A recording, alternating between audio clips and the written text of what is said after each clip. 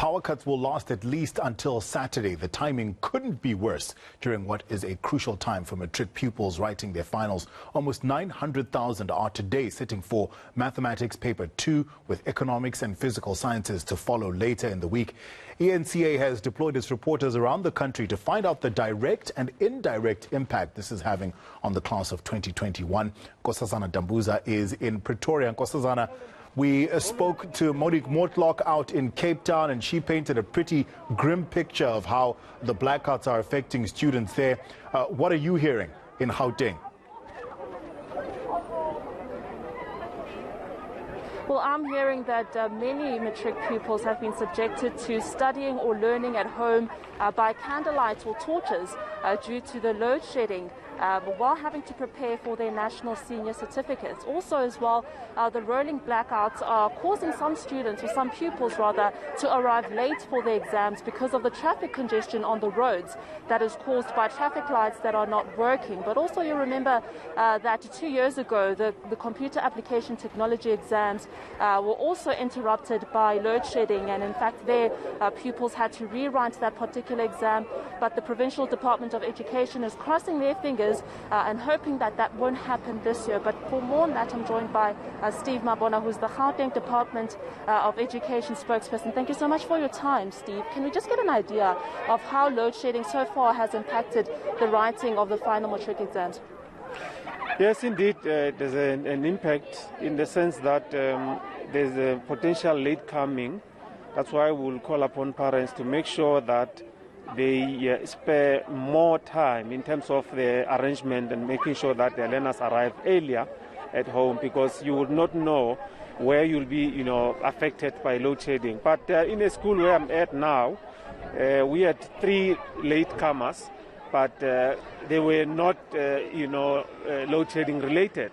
So we just want to call upon parents as well to make sure that learners understand that arriving late for examination is detriment to you, because you're not going to be allowed, when you arrive late in the exam room, you will have to wait for the entire process that is been undertaken in the exam center, and when they are done with that process, then they will allow you to come in. Already you are late, you didn't have enough reading time, your nerves are up, you are destabilized in the sense that you are not settled. So it will have an impact on you writing. So where they can afford to come earlier, because you have to sit at least an hour before, be in the exam center, and then you will take care of all the instructions and regulations that administer the examination. So it will then work very easy for us to make sure that we are all early. But up to so far, when we scan the entire province, we have not received a major upset in the sense that there were so many that could not reach an exam center.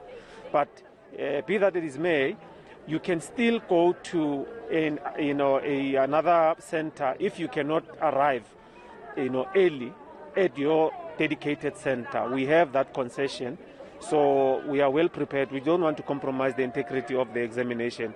Though there was a potential of protest in the Orange Farm area, we were informed that we were not disturbed there. Everyone managed to be in the exam center, and they managed to write. So call upon members of the public, when we do protest, let's make sure that we don't hinder this process of our children writing their examination. So Steve, you indicate that the department is better prepared this year to avoid exams being disrupted by load shedding, but are you engaged in talks with Eskom at all to come up with alternative measures to avoid the matric exams being affected? No, Eskom is our partner. I mean, every year when we conduct examination, we will have had meetings with them. Actually, from the national department perspective, we would have engagements there to plan on how we're going to be managing the security cluster as well, bring them closer to see on how they're going to be assisting us, so that where there are, protests, we'll get alerts beforehand. And like as I'm indicating this morning, we have got an alert that there might be protests. So we work very closely with them. They are our stakeholders to a certain extent, that before the commencement of the examination, we could manage to write the information technology and the computer subject that was written. So we were not destabilized there. So we managed to write those. So moving forward, we'll continue to engage with them so that they try to avoid, switching off, in the early hours or just before learners arrive at the exam centers, because that's the time that we need. We don't need to be disturbed there. When they arrive, because we need actually light to a certain extent, but there's a natural light that is in our exam center that we normally utilize, open all windows, all doors, make sure that there's a sense of light. But in other schools, we have generators where we don't have natural light that we need to utilize. Then our generators are being utilized for that purpose. And are there plans for pupils who are affected by load shedding at home and having to obviously study by candlelight or torches? Are there plans for them in terms of venues at schools? Can they perhaps stay longer at school to study? Or are they forced to go home at a certain time even though there's load shedding? No. Our schools are open. Like now, before even we started the examination, our learners, some of them were leaving very late from our schools at around 11 o'clock at night. Some were sleeping at our schools. So schools are an open centers for learners to study. As long as there's an arrangement, they will be allowed to be at the school for a longer period. Most of those schools that have generators, so that they can study and make sure that they prepare for themselves. But we are working very closely with all our schools to make sure that the process is seamless. This grade 12 cohort, they went through a lot. You remember that they didn't finish their grade 11.